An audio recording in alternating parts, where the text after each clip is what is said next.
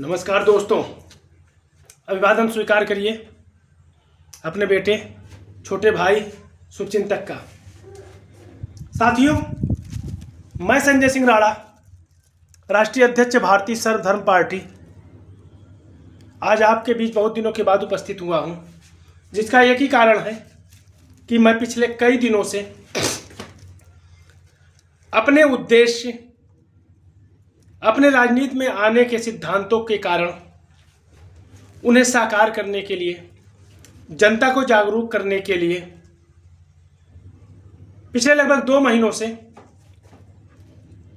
लोगों से मिलकर उन्हें जागरूक करने की पहल कर रहा था, जिस कारण आपके बीच लाइव नहीं आ सका।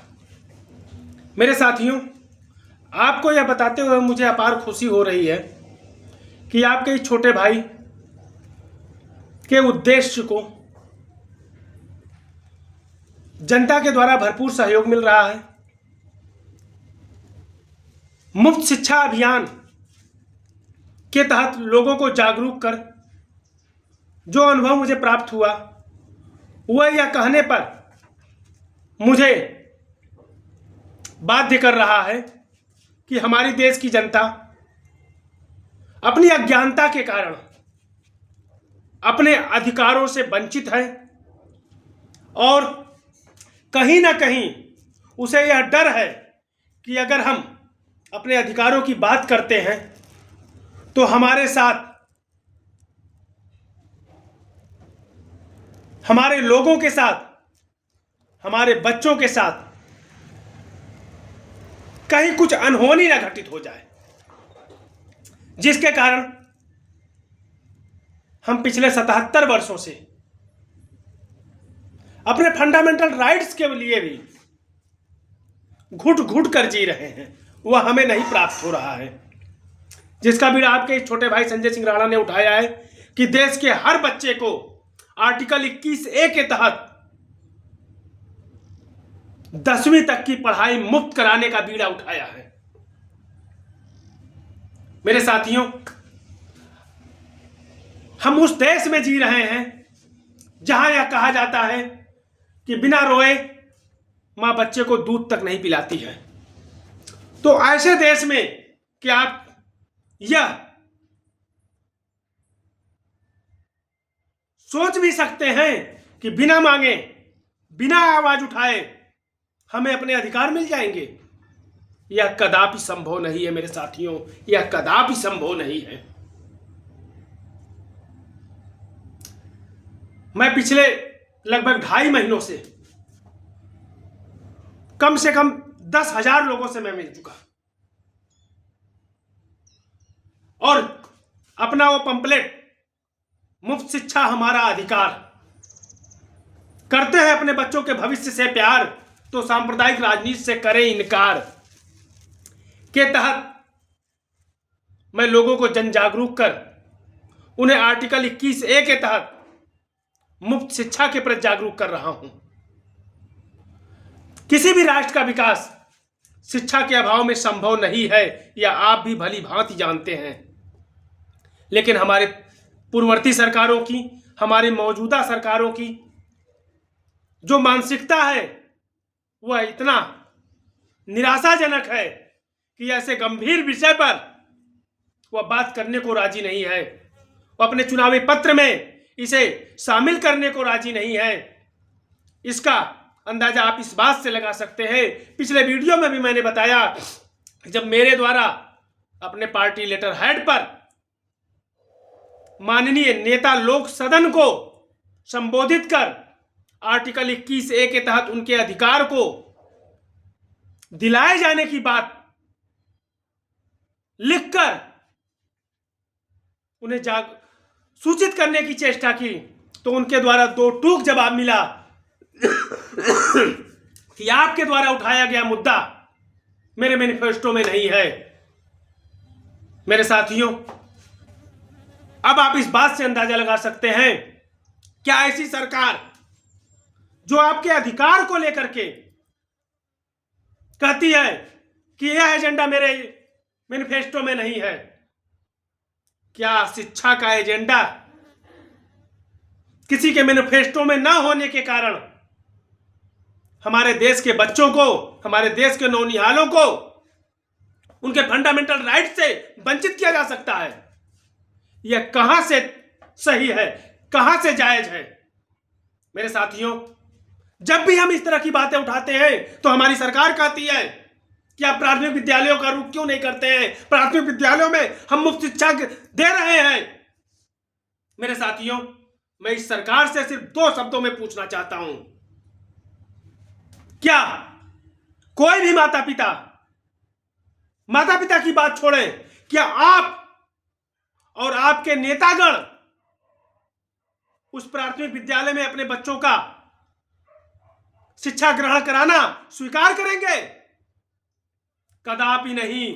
क्यों नहीं करेंगे? अब मैं आपको बताता हूं, क्योंकि वहां शिक्षा का गुणवत्ता का स्तर 0 है। जब आप अपने बच्चे को वहां शिक्षा ग्रहण कराने से भाग रहे हैं तो हमारे देश का अन्य नागरिक ऐसी गुणवत्ताहीन शिक्षा प्राप्त करने के लिए अपने बच्चों का भविष्य दांव पर क्यों लगाएगा? जबकि 2016 में इलाहाबाद हाई कोर्ट ने इसीलिए कहा था कि माननीयों के बच्चे, नौकरशाहों के बच्चे प्राथमिक शिक्षा प्राथमिक विद्यालयों में ग्रहण करें, जिसका आज तक हमारी सरकारों ने पालन नहीं किया। अगर पालन किया होता तो शिक्षा का गुणवत्ता स्तर इन प्राथमिक विद्यालयों में, जूनियर हाई स्कूलों में और माध्यमिक विद्यालयों में, हाई स्कूलों में, यहां तक इंटरमीडिएट कॉलेजों में शिक्षा का गुणवत्ता का स्तर सुधर चुका होता और प्राइवेट स्कूलों की इस मनमानी पर लगाम लग चुका होता। लेकिन हमारी सरकार के द्वारा ऐसी उदासीनता सिर्फ इस बात को बयां कर रही है कि हमारी सरकार स्वतः नहीं चाहती है, खुद नहीं चाहती है कि शिक्षा के स्तर में सुधार हो और गरीबों के बच्चे अच्छी गुणवत्ता पर शिक्षा प्राप्त कर सके। मैं फिर कह रहा हूं, जिसके लिए मैंने हाईकोर्ट का दरवाजा खटखटाया था, लेकिन अफसोस लोगों की अज्ञानता के कारण हमारी उस याचिका को हाईकोर्ट ने खारिज कर दिया, क्योंकि हाईकोर्ट ने कहा कि आप इंडिविजुअल इंटरेस्ट लेकर के आए हैं, आप पीआईएल नहीं दाखिल कर सकते हैं। लेकिन हमारी सबसे बड़ी उपलब्धि थी, हमारे पीआईएल को हाईकोर्ट ने स्वीकार किया था। अर्थात वह शिक्षा पर हमारी हाईकोर्ट जागरूक है, कुछ करना चाहती है, लेकिन बिना किसी के पहल किए हमारी न्यायपालिका भी क्या कर सकती है? मेरे साथियों, सिर्फ 5 लोगों को हमारी हाईकोर्ट ने कहा था, 5 पीआईएल को इस अपने पीआईएल में आप ज्वाइंट करा दीजिए, जोड़ दीजिए, जिससे यह जनहित याचिका हो जाए। लेकिन लोगों का वही डर, वही अज्ञानता कि हमारे बच्चों के साथ इन प्राइवेट स्कूलों के द्वारा कुछ अनहोनी न कर दिया जाए, यही डर। मेरे साथियों,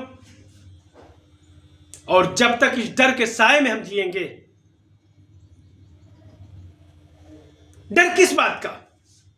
जब वे अपने अधिकारों के लिए इतने जागरूक हैं तो उन्हें उनका अधिकार मिल रहा है। आप किसी भी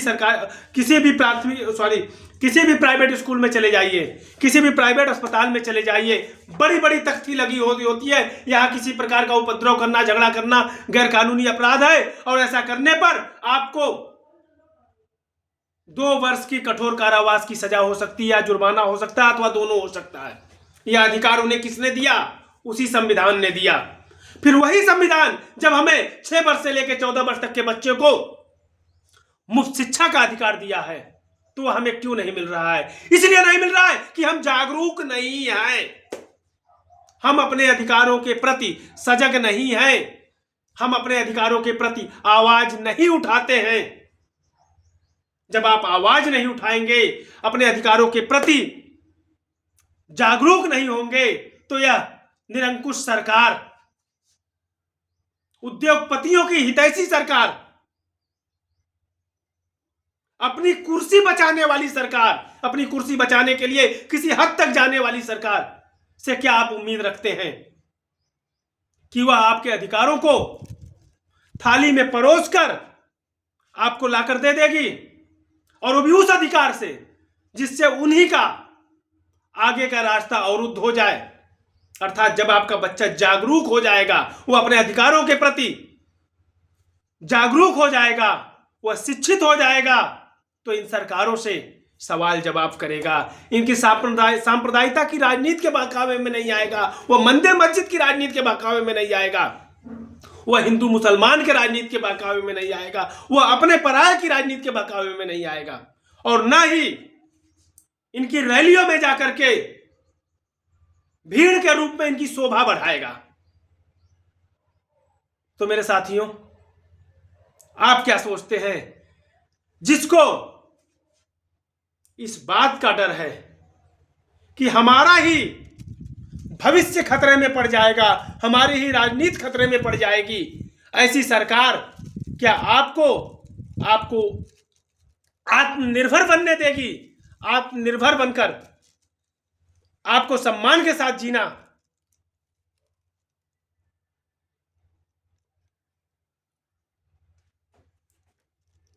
सिखाने वाली पहल को आपको सुपुर्द करेगी? कदापि नहीं मेरे दोस्तों, कदापि नहीं।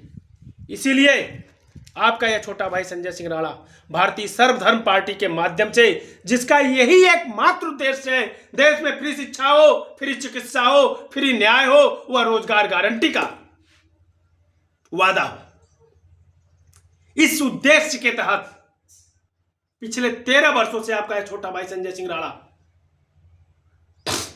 संघर्ष कर रहा है, और आपसे सिर्फ इतना चाहता है कि आप अगर खुलकर हमारा साथ नहीं दे सकते हैं तो हमारी आवाज को लोगों तक पहुंचाने के लिए, जन जन तक पहुंचाने के लिए हमारा साथ दीजिए। हमारे सोशल मीडिया को फॉलो करिए, हमारे यूट्यूब चैनल को फॉलो करिए, सब्सक्राइब करिए, जिससे हमारी आवाज उन तक भी पहुंचे जहां तक मेरी आवाज नहीं पहुंच पा रही है।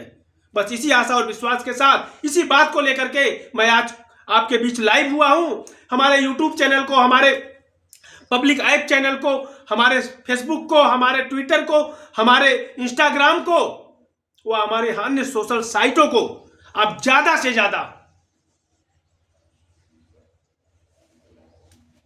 शेयर करिए, ज्यादा से ज्यादा सब्सक्राइब करिए, ज्यादा से ज्यादा फॉलो करिए, क्योंकि इन 2 महीनों में मुझे बहुत आत्मबल मिला है, लोगों का स्नेह और प्यार मिला है कि भैया आप जो काम कर रहे हैं वो होना ही चाहिए, और इस काम में हम आपके साथ हैं।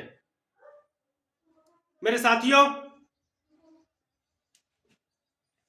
मैं फिर आपसे कह रहा हूं, बस मैं लाचार हूं कि मेरे पास वो संसाधन नहीं है, मेरे पास वो सुविधाएं नहीं है कि जिससे मैं मीडिया के माध्यम से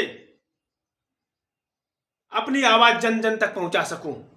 बस मेरा सारा संसाधन आप है, मुझे आप पर भरोसा है कि आप हमारा साथ दें, तन मन धन से दें। अगर नहीं दे सकते हैं तो सोशल मीडिया के माध्यम से ही दें।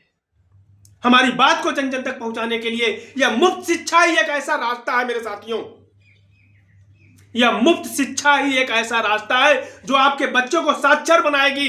गेहूं चावल दाल की लाइन में लग करके आपके बच्चों का भविष्य अंधकार की तरफ जा रहा है। आपके बच्चों के साथ साथ हमारा देश भी अंधकार की तरफ जा रहा है। आज हमारे देश पर प्रति व्यक्ति आय के रूप में विदेशी कर्ज इतना है जिसकी अगर आपको वास्तविकता पता चल जाए तो हो सकता है आपको हार्ट अटैक आ जाए। मेरे साथियों, तो सिर्फ और सिर्फ मैं इतना कहना चाहूंगा, गेहूं चावल दाल हर माता पिता इतना कमा लेता है कि अपने बच्चों का पेट भर सके, 2 जून की रोटी उसे मुहैया करा सके। लाचार हो रहा है तो सिर्फ इन शिक्षा माफियाओं के आगे वो अपने बच्चों को स्कूल नहीं भेज पा रहा है। और जिस दिन यह हमारा मुफ्त शिक्षा का अभियान जन जन तक पहुंच गया और जनता ने इसकी महत्ता को समझ लिया, वह दिन दूर नहीं होगा कि इन सांप्रदायिक राजनीति करने वाली राजनेताओं की दुकान बंद हो जाएगी। मेरे साथियों, दुकान बंद हो जाएगी। या गेहूं चावल दाल के नाम पर, टैबलेट लैपटॉप स्कूटी के नाम पर, किसान सम्मान निधि के नाम पर वह हमें ठगना, वह हमें ठग नहीं पाएंगी, वह हमें गुमराह नहीं कर पाएंगी। सिर्फ मजबूरी हमारी इतनी है कि हमारी देश की जनता अपनी मूलभूत सुविधाओं के लिए, अपनी संसाधन की कमी के कारण, अपनी मजबूरियों के कारण इन राजनेताओं के हाथों गुमराह होने को भी बस है।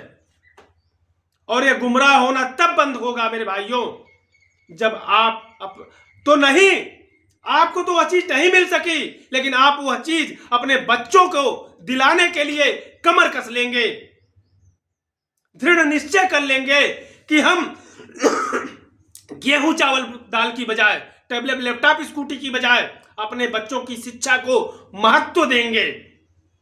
और यह कोई आपको सरकार द्वारा या सरकार से भीख स्वरूप मांगना नहीं है, यह आपका फंडामेंटल राइट्स है, जिसे 1993 में सुप्रीम कोर्ट के आदेश के बाद 2002 में अटल बिहारी वाजपेयी जी की सरकार ने 86वें संविधान संशोधन में आर्टिकल 21 में, यानी हमारे जीवन जीने के अधिकार में आर्टिकल 21A जोड़ा, जो यह कहता है हिंदुस्तान का हर वह बच्चा जो 6 वर्ष से लेकर के 14 वर्ष तक आयु के बीच में है, अर्थात पहली कक्षा से लेकर 10वीं कक्षा तक के में है, तो उसे सरकार द्वारा मुफ्त शिक्षा ग्रहण कराया जाएगा। इसमें यह कहीं नहीं कहा गया है कि सिर्फ सरकारी स्कूलों में, कहीं नहीं कहा गया, मैं फिर कह रहा हूं, जोर दे के कह रहा हूं, कहीं नहीं कहा गया है कि सिर्फ सरकारी स्कूलों में सरकार द्वारा मुफ्त शिक्षा ग्रहण कराया जाएगा।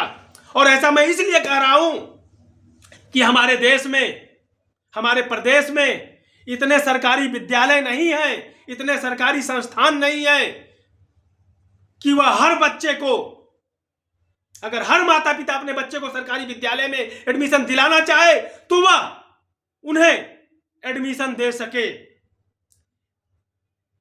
इसलिए हमारा माता पिता मजबूर होकर के प्राइवेट शिक्षण संस्थानों की तरफ रुख करता है।